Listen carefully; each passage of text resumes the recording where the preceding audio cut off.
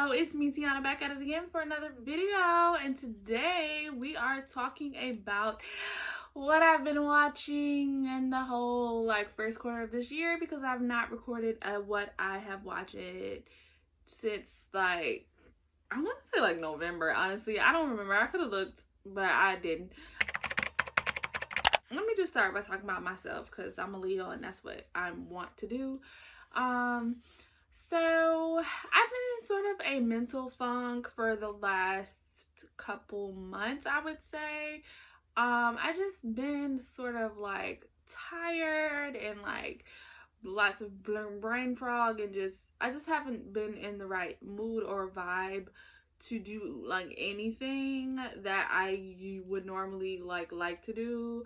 And now that I'm describing it, it kind of sounds like depression. I don't know that I was depressed or in a depressive funk, but I just wasn't really feeling my best, feeling myself. So I really wasn't watching TV at all. Wasn't watching TV, wasn't watching movies. I was just doom scrolling on the internet for hours and hours and hours and hours and hours and hours in my free time, and then sleeping. I was taking so many naps, and it, for me to be that was a bit excessive is, that's how you know it was a lot, because one thing about me is I love a nap.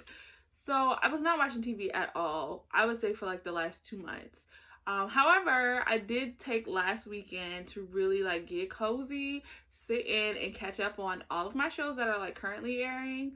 And I wanted to talk about what I've been watching, because I feel I haven't talked about it in a while, and I wanted to make videos about some of the stuff that I watched earlier in the year, but I never got around to making it because, I said, I was in this funk, so I wasn't even recording videos. I was just sleeping and scrolling and sleeping and scrolling. So we're gonna talk about some stuff I watched at the beginning of the year. We're gonna talk about some stuff I just recently caught up on. And I guess that's how we'll do it. We'll start off with the older stuff, and then we'll transition into what's currently airing that I'm watching right now, right? All right, so let's start with, we'll start with rewatches, right? So I started rewatching, I should say, Crazy Ex-Girlfriend, which is a show that was on the CW. It just recently went off, maybe 1 year or 2 years ago. It was starring Rachel Bloom. So her real name is Rachel Bloom, right? It's a show starring Rachel Bloom, and it's she's the craziest girlfriend of this character that is Josh. She basically is super depressed in New York City. She bumps into Josh. He tells her that he is going back to his hometown of West Covina, California. She's enamored by him and also the way that he describes this town that he is from. So she decides to uproot her life in New York and move to West Covina, California to try to convince him to date her again. And shenanigans ensue, right? It's the plot of the show, and the idea is also a musical, very musical heavy. Each episode has at least one musical number in it. Some have more than one. It has the title sequences are great. They change every season and they're amazing every time. I think my favorite is season 2. Season 2, but I might during my rewatch I might change my mind, because right now I'm still in season 1. I think I'm at the end of season 1, but from what I remember from when I watched it, because I watched it when it aired, season 2 was my favorite title sequence.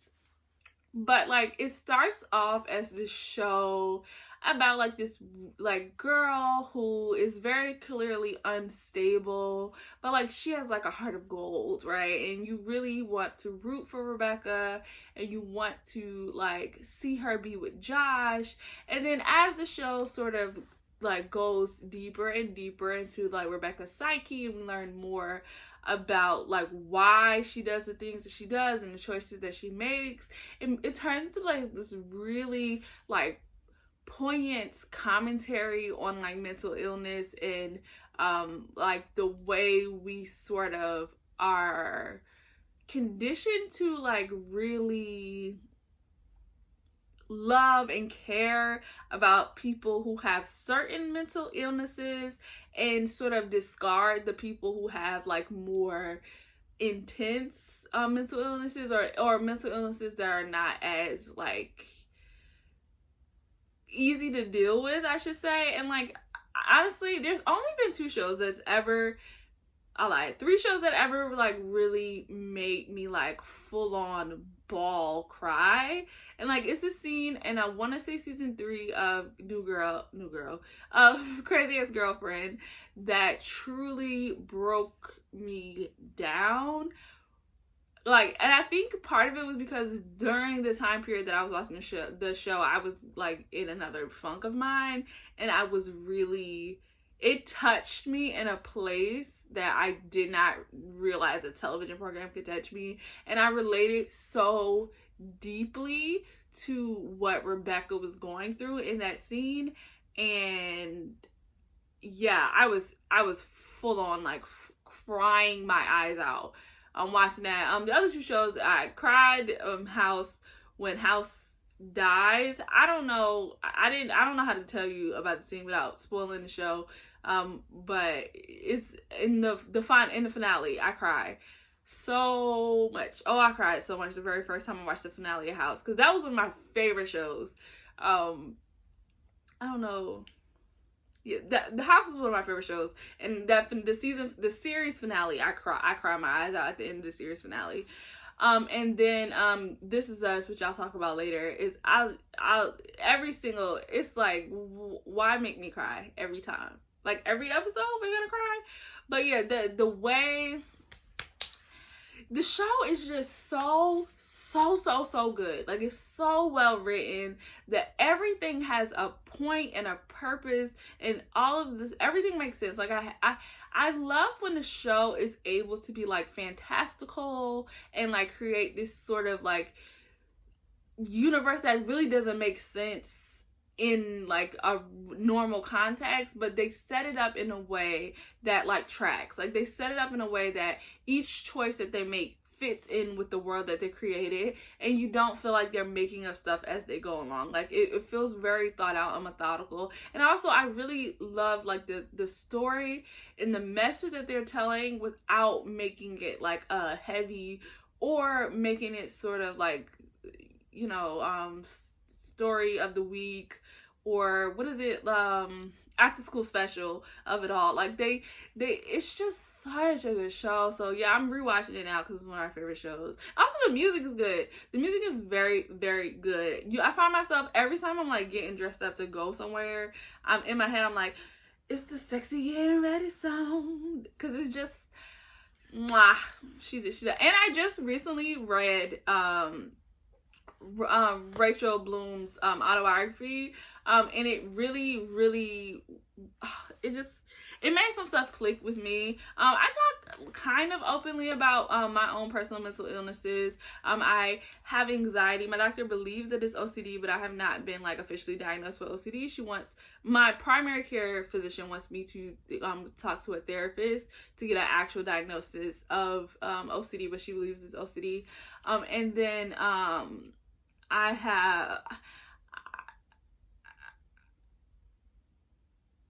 I'd be depressed. But and I'm also pretty sure I have ADHD, or maybe it's the OCD, but either way, I got a lot of stuff going on, and it's just, I don't know, it's just an interesting conversation as somebody who does have like the popular or like well received mental illnesses, to sort of hear this conversation about mental illnesses that don't get that same level of understanding. Or even with like, if you have anxiety, I have severe anxiety, right? It's not like people say that they have anxiety, and anxiety is a emotion that everybody feels, right? And people say they have anxiety, or even that they have anxiety attacks, and people are able to be like, oh yes, I've felt nervous before too, without understanding that the nervousness is not the same as the sort of anxiety that people with anxiety disorders feel. That is on a much higher and much more extreme level. And I've had so much trouble like trying to communicate to people that I'm unable to like do certain things, or that I can't like the way that I act or interact with people is because of these issues that I have with anxiety, and it's not something that I'm like pretending. It is not something that I can just like push through. That is actually very hard for me to like do these things that they want me to do, but because they've never experienced anxiety the way that I experience anxiety, they don't understand, and to them it feels like I'm making excuses, or I'm lazy, or I'm lying, and I don't actually want to do it. So yeah, the conversation that she's having in the show about mental illness and the way people view and treat people with mental illnesses is very important, in my opinion. It's very unseen in the like universe of TV, and it is also entertaining and fun to watch. So if you've never seen Crazy Ex-Girlfriend, I really do suggest you watch it. The whole thing is on Netflix, I'm pretty sure. At least that's where I've been watching it. But I don't know how long it's gonna be there, because Netflix love take stuff off and put stuff back, and take stuff off, put stuff back. Because I think when I originally watched it, I was watching it on CW, and I think it was on. I think it's been on Netflix since the show has been on, because I remember I watched the first season of the show on Netflix before I watched it on the CW. I started watching it as it aired in season 2. I watched End of the World on Netflix.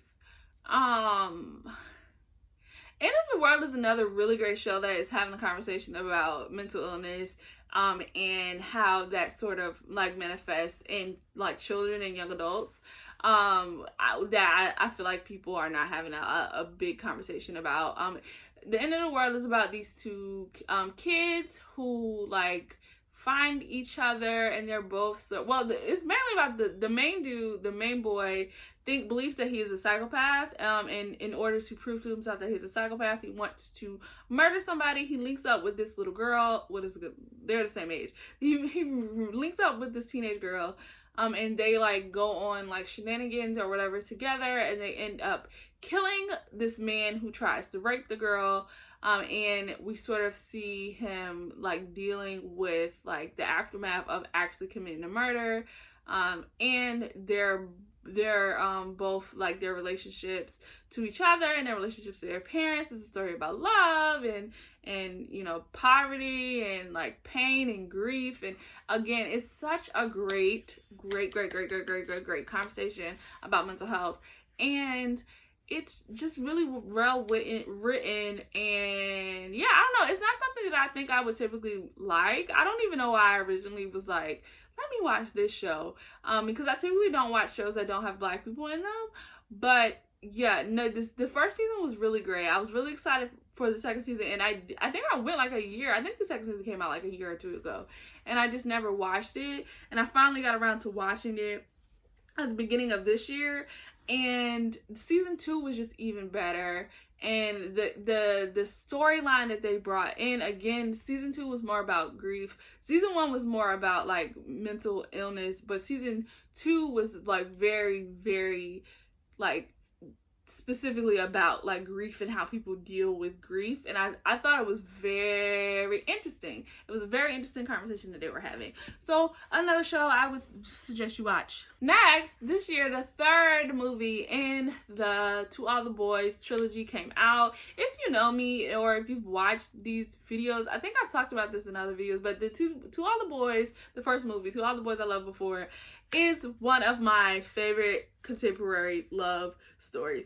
There is really no contemporary love story that I love more than To All the Boys I've loved before. Like Lana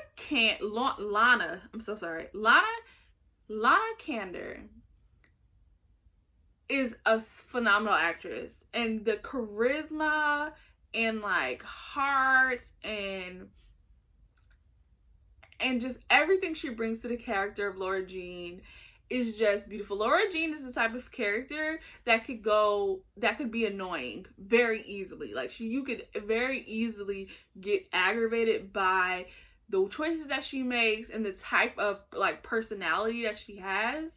But the way that Lana plays her, you just have to love her. And I feel like the same thing with Peter Kavinsky. Like I feel like the way that Noah Centineo, or however you say his name, like plays that balance between like that bro-y, douchey sort of character that he could have been, with the sort of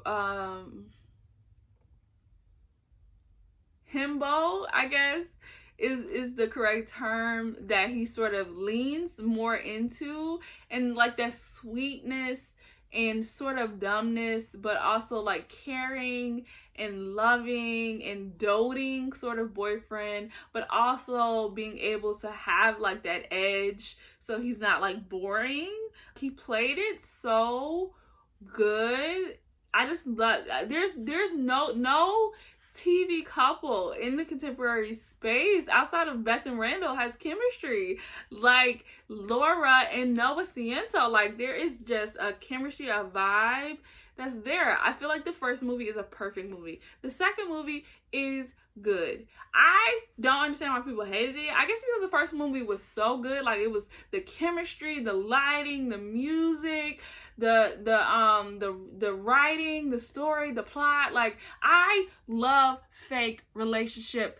That's my favorite trope. My favorite trope is a fake relationship. Anything with a fake relationship, I'm in there like somewhere. I love it. So the first movie is perfect. The second movie was like the love triangle sort of, and I feel like, I want to say I read all three books, right? The second book was my favorite book, and it was because I really loved the character of John Ambrose, right? And I feel like the reason why people didn't receive the second movie as well as they received the first one was, number one, they changed the director, and they should never did that. And number two, they didn't give the relationship between Laura Jean and John Ambrose enough room to breathe. Like, I don't know that the second book lends itself well to like a hour and a half long movie. Like, I feel like the book gave us so much more like meat to the Laura Jean and John Ambrose relationship, which made people want to like root for John. I was Team John, fully was Team John. And I also feel like the book gave us more reasons to not like Peter. And I feel like in the book, Peter, it was easily that Laura Jean should have picked John from the book, right? But in the movie, I felt like it was very blatant that she was going to end up choosing Peter. And it kind of made everything feel sort of pointless, because they never made it feel like John was like a real threat to Peter in the movie, in my opinion. Like, there was like, she felt like it would be easier to date John than it is to date Peter, but we never really found like reasons that she loved John, right? We know that she loved the idea of being with someone who was not Peter, but we didn't really get like a full like convincing like just feeling that she was genuinely in love with John, and not just with the idea of being with someone who was easier to be with than Peter, right? And also because they did not villainize Peter enough, and because Peter and Laura Jean have such great chemistry, and we already like Noah Ciento so much, and we have that built-in love from the first movie of Noah Ciento. It just, the love triangle never really like fully developed. It never cooked all the way. So I feel like that sort of hindered the movie. And also I feel like Justin, is that his name? Jordan. Is it Jordan? Whatever. The actor who plays John Ambrose, the heat that he was bringing was a bit too much for the character. I feel like people were rooting for John Ambrose because they liked the actor who was playing John Ambrose, and I feel like it sort of took you out of the actual story, and what was on the screen was the fact that people really loved him as a character. Like, I saw so many people being like, I hope they bring John Ambrose back for this third movie, people who haven't read the book, obviously, and it's like, his story was done. Like, his story was done. It was done. It was clearly done. But anyway, so the third movie came out this year, and I loved it. I loved it. I loved it. I loved it. I loved it. I loved it. I feel like, again, the first movie is really untouchable, and it's not like it's not too much that they can do. The second and third movie had the same director, and once again, I feel like the downfall, as far as tone, is because they changed the director, and they should have never done that. They should have kept the same director from the first movie. First movie was perfect. The first movie was perfect. It needed no upgrades. It needed no changes. They should have kept it like that, right? But the third movie I did really like. I think it was a good, like, conclusion to the story. I love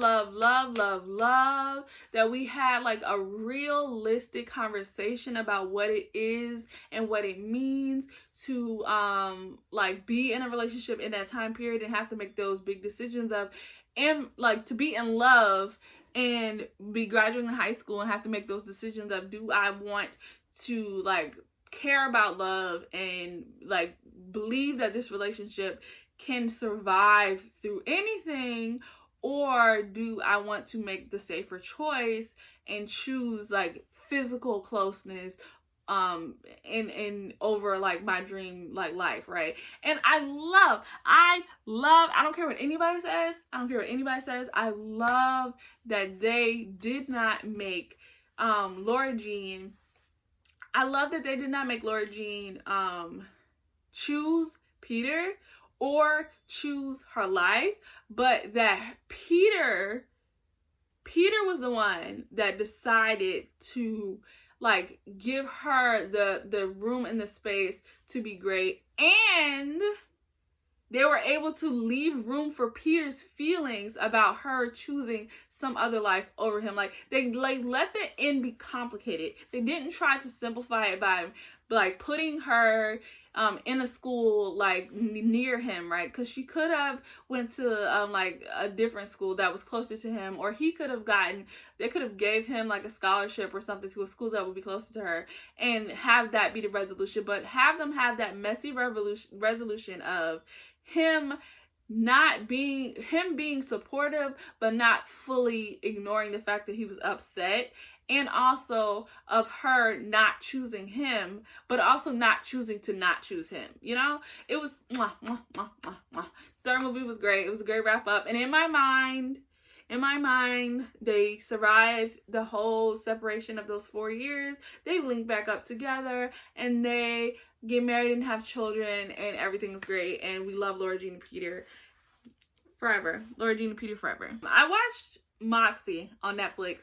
I want to say that the movie is very adorable. I love the casting. I feel like it maybe should have been a TV show because the movie was paced weird. It really had no stakes.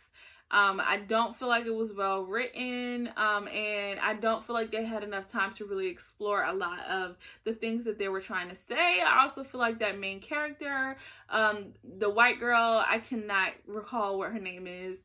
I don't feel like she should have been a main character. I feel like the Afro-Latinx girl, cannot recall what her name is either. I feel like she should have been a main character because it felt to me like the story was more about her than it was about the main character. I get that the main character was the one that had wrote, like, the Moxie leaflet or whatever, but I do feel like the story, the inciting incident of the movie was the Afro-Latinx girl coming to their school, and, like, the stuff that she was going through. Like, I felt like every plot point was advanced by her, and the story was, like, being told about her through the white girl, and I just don't understand what the point was like, what the purpose of that was. But I do feel like all the characters the acting was great.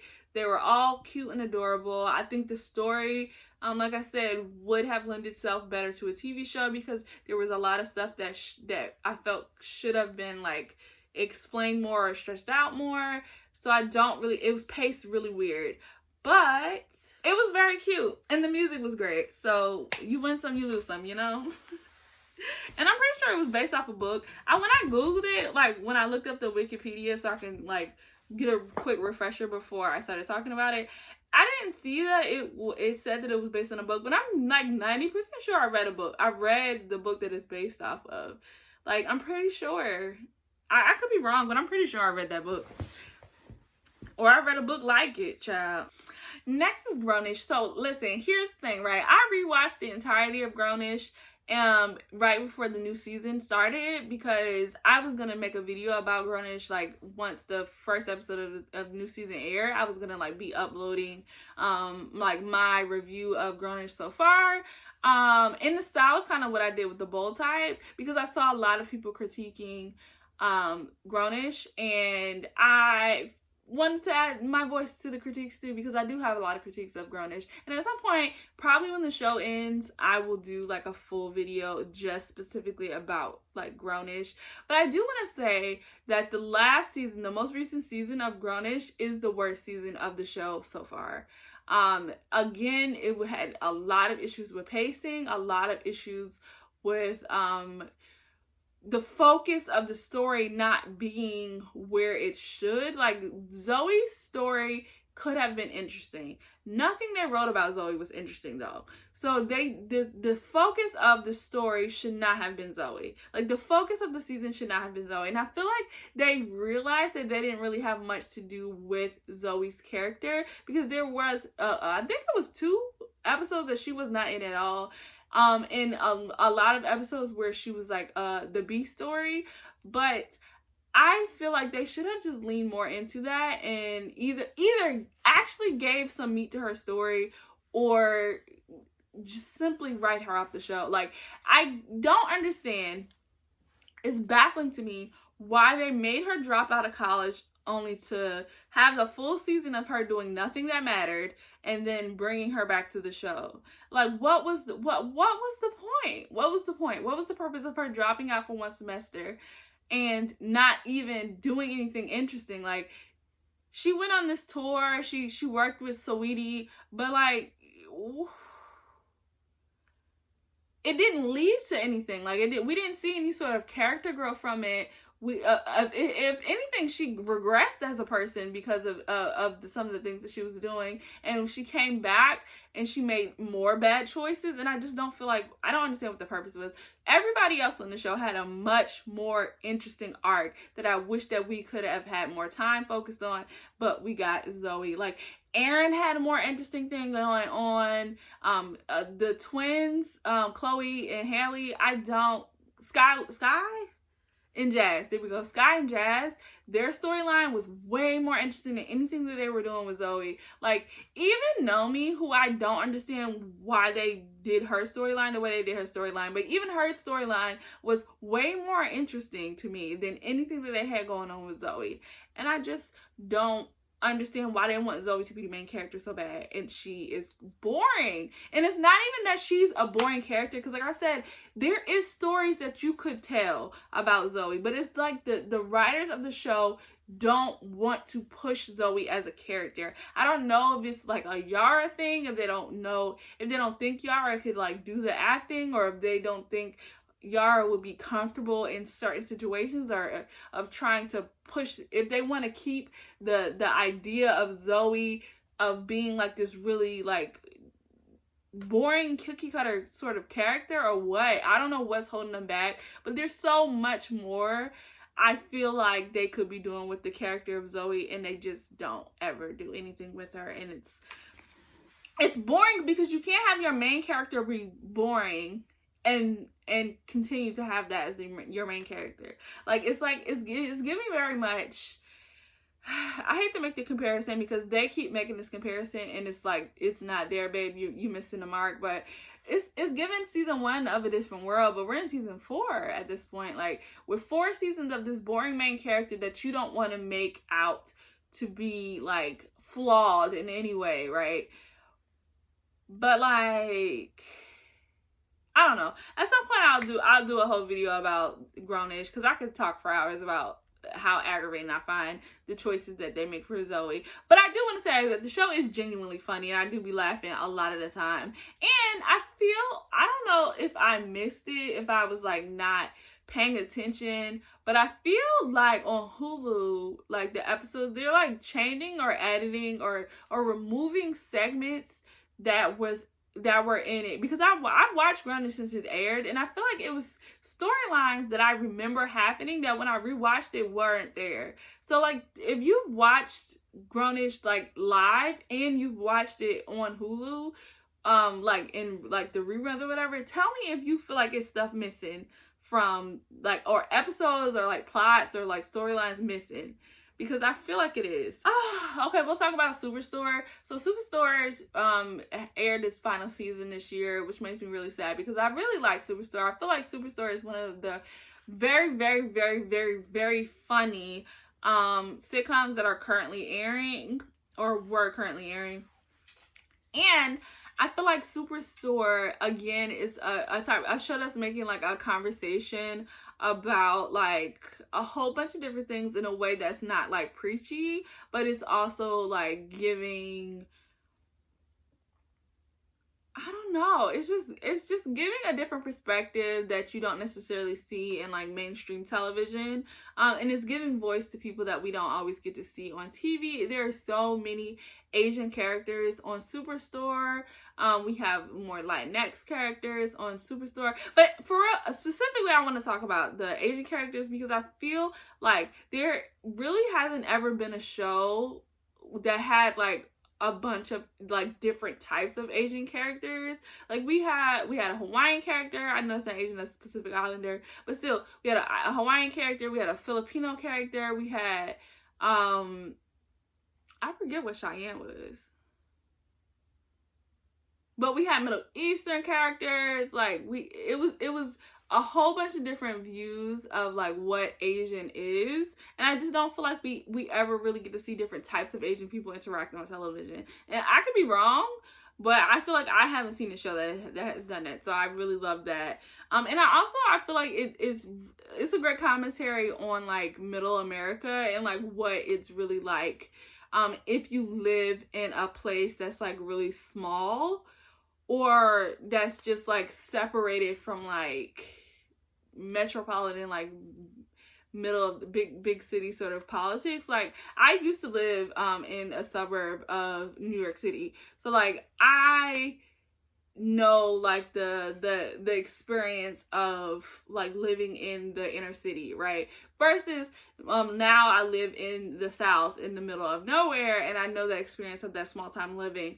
And like I feel like a lot of times shows get that experience of small time living wrong because these are people who are in LA writing about like middle America, and they're like divorced from it, right? Like even if they are not like from LA, or if they are from like a small town, it's just they just be divorced from like the realities of a small town. And I feel like the show does a good job of showing what those type of people, and it also does a great job of showing what it's like to work in customer service, because people are nuts, and people are, not only are people nuts, but people are nuts and they want you to be nuts with them. Next, we're gonna talk about another freeform show that I love, is Good Trouble. So Good Trouble is still currently airing. I'm pretty sure it's still currently airing right now. I truly, deeply love Good Trouble. I feel like I don't understand why people aren't talking about Good Trouble. Like I truly do not understand why people are not talking about Good Trouble, because it's such a great show. All of the characters and their storylines are meaty, and they're telling a story, and they have a perspective. The characters are really well developed. Like even if you hate a character because they're characters that I don't like their storyline, they're all interesting. It's crazy to me that you can have a show like Greenleaf and a show like Good Trouble on the same channel, and they be so vastly differently produced. But I only have good things to say about Good Trouble, so please watch Good Trouble if you aren't watching it. I feel like I have to tell people to watch my favorite shows because they be getting canceled, because I'm terrible about watching shows when they're on.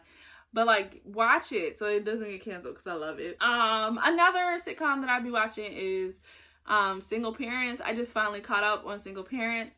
I really like that show. Again, I think it's really funny. It's Elizabeth Merriweather who did New Girl. So it's a couple of different people who were on New Girl on that show. It's starring Leighton Meester, and some other people. I don't remember nobody's name, honestly. Taron Killam. But they all are together. They're all single parents, and they have this group of single parents, and they like help each other take care of kids, and they, shenanigans ensue or whatever. It's such a good show. Very funny. Please watch it so it doesn't get canceled. Next we have This Is Us. I love This Is Us. It's one of my another one of my favorite shows. Like I said earlier, it's one of the few shows that truly like hits me deep in the emotional. The Black Pearsons, honestly, I don't know a better family. Like the Black Pearsons are so important and special to me because they are able to be like a positive like representation of like Black families and Black love on television without being like preachy and like soaked in like respectability politics. Like they're able to be like complicated and nuanced but still be like positive. Like people online are always talking about how they hate the struggle love conversation or whatever, and it's like sometimes y'all are being aggravating. Like sometimes y'all are calling everything that is not a perfect love story struggle love, and it's like other people of other races have conflict in their relationship, and also because it's television or movies, you have to have conflict because that's what makes it interesting. But like I do believe that there's a way to do conflict that is not like relying on like problematic racial stereotypes, and I feel like that is what This Is Us does, is able like to toe that line of having like real juicy, deep conflict, even conflict that is related to race, but is not so focused on racism and like race being like the worst thing that could ever, like people hating being Black because of how terrible people are treated because of their Black. Like it's just so well written and intricate, and like everything, again, like I don't even remember what show I was saying this, but with it, just everything matters. Like every single like storyline and thread is followed on, and like you can tell that they behind the scenes they're really tracking and they care about the story and what is like what they're trying to tell. Like they care about the message that they're trying to send. They care about what each facet, each thing, from the smallest little detail to like the big giant plot point, they care about what it means to the story and how it progresses the story. And I love it. I love when I can tell like the behind the scenes is really cohesive and like thought out. I don't like when shows feel like they are sort of making stuff up as it go. Like sometimes it can be fun. Like I don't know if I've ever said this on here, but like I loved Star. Star was a terrible show, but it was very funny to watch because it literally read as if each person on like the writing staff got to write a scene, right? But they only got to know what the scene before their scene was, and they did not get to know anything else that was happening in the episode. And it was like each scene, the tone would change from scene to scene, and like things that happened at the beginning of the episode would be completely separate and unrelated to things that happen, and blatantly contradict things that happen later in the episode. And it's like, are y'all talking to each other as y'all are writing these episodes or no? It's crazy. But it was fun to watch. It was entertaining to watch, and the music was hot. The music was great. But I really love when shows really like seem cohesive and seem like plotted and planned. That might be the Virgo in me jumping out, but yeah, I really love it. I also watched Greenleaf for the first time. It's not a new show. I think it just went off in 2020. I think it just went off the air last year, but it had been on since like 2014, 2015. I don't know. I watched it for the very first time last year. I ended up like finishing watching it at the very end of last year. I think it was like the 30th or the 31st, like right at the end of last year I finished watching it, but I never talked about it. And I really loved Greenleaf. I think Greenleaf is one of the only shows that I've ever watched about like Black religion, and that I think that it was very good about having like conversations that people need to be having about the church and how it functions in the Black community, and also being like respectful of religion, and also being able to be like critical of the ways that people misuse religion and their power within religious spaces. Lynn Whitfield is amazing. Like, she's amazing. I love her. Lovey Simone, Lovey Simone. Like, so many great actresses, so many great singers. Again, the music is great. I love a good musical moment. I mean, they didn't have a bunch of musical moments, you would think, because it's the Black church and one of the characters is a gospel singer, that there would be a lot of musical moments, but there weren't. But with the ones that were there, they were all great. I don't know. I was gonna do a whole video talking about Greenleaf because there was some plot points and stuff that I was like, why make that choice? But overall, I think it was a great show. And if you're looking for a show about like Black church, if you're looking for a show about Black church culture, I think it will be a great show to watch. I think you'll find a lot of it like relatable as if you grew up in a Black church, yeah, you know, I don't even think you really have to be super religious or even be like a preacher's kid to really like the show. I just feel like it's just, I don't know, so it's just good. First, I want to talk about Snowfall. So I love Snowfall, right? I stopped watching it though because I found it very triggering to me. As I said earlier in this video, I grew up in the inner city, in a suburb of New York City, a very small town in New Jersey. This is like right outside of Newark, New Jersey. And if you know anything about Newark, New Jersey in the 90s and early 2000s, it was a hard not like for me, okay?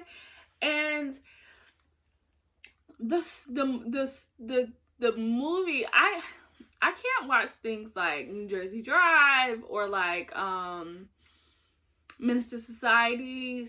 I've seen Boys in the Hood, and Boys in the Hood is kind of okay at some time, but like that type of movie, I find it very triggering to me. It makes me very anxious. But the specificity of Snowfall being about like this sort of violent neighborhood, well, the neighborhood's not that violent at the beginning of the show, but as we go further and further into the show, it gets more and more violent. But also the specific nature of like the crack epidemic and the beginnings of the crack epidemic, because I grew up at the end of the crack epidemic, like watching every single step that Franklin makes that sort of facilitates the spread of crack cocaine in America. It's just really, really triggering for me, because I'm just thinking about like my childhood and seeing where this ends. Like, I'm seeing the beginning. You see these happy, beautiful Black like neighborhoods, and these people are like they're you know, they have their vices. They're people who I think his dad was like, I don't know if he was just an alcoholic or if he was also a heroin user, but it seemed like he was some kind of addict. And you see other people, other sort of addicts like that on the street. You also see them having a conversation about not wanting to sell cocaine to people in the neighborhood because, number one, they can't afford it, and number two, because it's more violent and dangerous to be in the cocaine game. And then also you see conversations about the Black Panthers and how drug use affected the Black Panthers, and you just, you know, you see this like burgeoning Black community of people who are trying to like make something of themselves, and who care a lot about Black people and want to see Black people as a whole be great, sort of each season, episode by episode, deteriorate and become more and more like money motivated and capitalistic. And it literally just breaks my heart, because I know like where this ends, because it's rooted so heavily in like the real world and in like real world events. It truly just, it's so triggering to me. Like, it breaks my heart to know where these sort of like neighborhoods ended up being. I'm not able to watch it as like a fictionalized like depiction of the crack era. Like, I just see it, I guess maybe in my mind, like viewing it like a documentary, or like this is how we got to like now. And it just makes me sad. It really just makes me sad. So I had to start watching Snowfall. And I almost went back and was like, let me just see what's happening when I saw a whole bunch of people watching it. But like the emotion that I felt after I watched each episode, like every time I watched the episode, when the episode ended, I felt terrible. Like, I felt bad. So I had to stop watching it. But if you don't have those sort of triggers, then it is a well-written, very entertaining show to watch. So lastly, I watched Ginny and Georgia on Netflix. So I saw so many people dragging Ginny and Georgia because of, number one, that Taylor Swift comment, and Taylor Swift blew it up and made a whole big thing. It was like, girl, it was very, very slight. Please relax and move on. And then also, it was a clip that went viral from an argument that two of the characters were having about being biracial. And people were saying that the show was cringy and the show was like problematic because of their depiction of biracials. And people online really have like gotten to a place where they just don't want to hear people talk about the biracial experience at all in any context for any reason. And like, far be it for me to die on the hill of biracial should be able to have conversations about the biracial identity, because honestly, I do feel like some of those conversations are full of crap, but some of those conversations are important and some of those conversations are harmless. And everybody doesn't need to be attacked, but who cares? I don't care. But I watched the show because everybody said that they hated it. So one thing about me is, if you hate the show, maybe I like it. So I'm gonna go watch it to find out. I probably would have always watched Ginny and Georgia. I don't want to give people on the internet hating on the show too much credit. I probably would have already watched it because of the description of it being like Gilmore Girls, and I definitely do see the influence of Gilmore Girls. I think the show was originally announced like right after the Gilmore Girls reboot on Netflix, and a lot of people, it was some backlash of people being like, oh, they're trying to do like a cash grab to get like those Gilmore Girls fans to watch this Netflix show or whatever. And I definitely do see a lot of Gilmore Girls DNA in Ginny and Georgia. However, I don't feel like it's close enough that you can feel like it was a ripoff. And I do feel like the way that they changed the characters of Ginny and Georgia, both their character traits and like the conflicts that they go through, I think it really pushed it to a very interesting place, and it made it more about a show about something versus Gilmore Girls being just a show about like a mom and a daughter and like what goes on in their lives. Whereas I feel like Ginny and Georgia is more of like a crime sort of thriller, whodunit sort of thing. And I think that was an interesting choice. I also love that the show is very Canadian, even though it's supposed to be set in Connecticut, but like everybody on the show is Canadian. Like it's a bunch of Degrassi alums on there, It's a bunch of like people who I only know from Canadian TV shows that I watch on there. So it was very clearly filmed in Canada, and I just love the Canadian nature of it all. I love a Canadian show. One thing about me, I love a Canadian show. I don't know what it is, but I love a Canadian show. The show is good. The show is good. I want to say this, and I want to be clear. The show is good. It is very funny. The storylines are interesting. I want to have sex with Raymond Black. It's so good, and I don't understand why people hate it. Like, if you watch the show and you hate it, please tell me why in the comments. Please tell me what you found fault with in the show. And this is not me trying to attack you. It's just, I'm just curious of what you expected the show to be and how you feel like it didn't live up to those expectations, right? Even the scene that went viral with the argument about them being biracial, in the context of the show, it's not even cringy or that bad. Like, I understand what they were trying to do. The acting was a little shaky. It was a lot of parts in the show where the acting was shaky, but I do feel like the storytelling is good and the show is entertaining. Now, it's not a phenomenal show, it's not a perfect show, but it's entertaining, and I don't understand why it got so much hate, because it wasn't that bad. It wasn't bad. It wasn't bad at all. So, almost forgot. The last show I want to talk about, I wish I would talk about this at the beginning because I don't know how many people are going to watch all 50 freaking minutes of me talking about nothing. But the last show I want to talk about is Big Girl on BET. At the end of every video, I'm about to start telling people to watch Big Girl on BET because I never hear anybody talking about Big Girl on BET. But the season 2 of Big Girl on BET just came out like a week ago or 2 weeks ago. I watched the entire thing in one day. It's only 10 episodes and it's a 30-minute show, but still, I watched the entire thing in one day.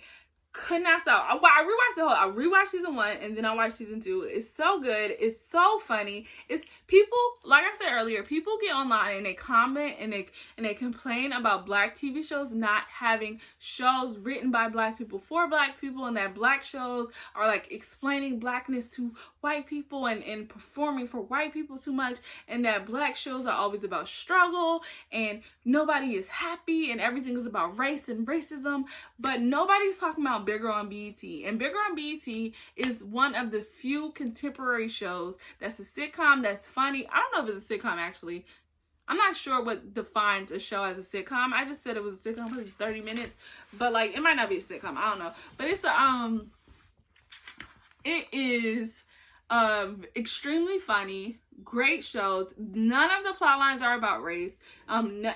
Multiple dark-skinned female leads of the show. It's an ensemble show where every character has a story that is interesting, that has juice, okay? Like,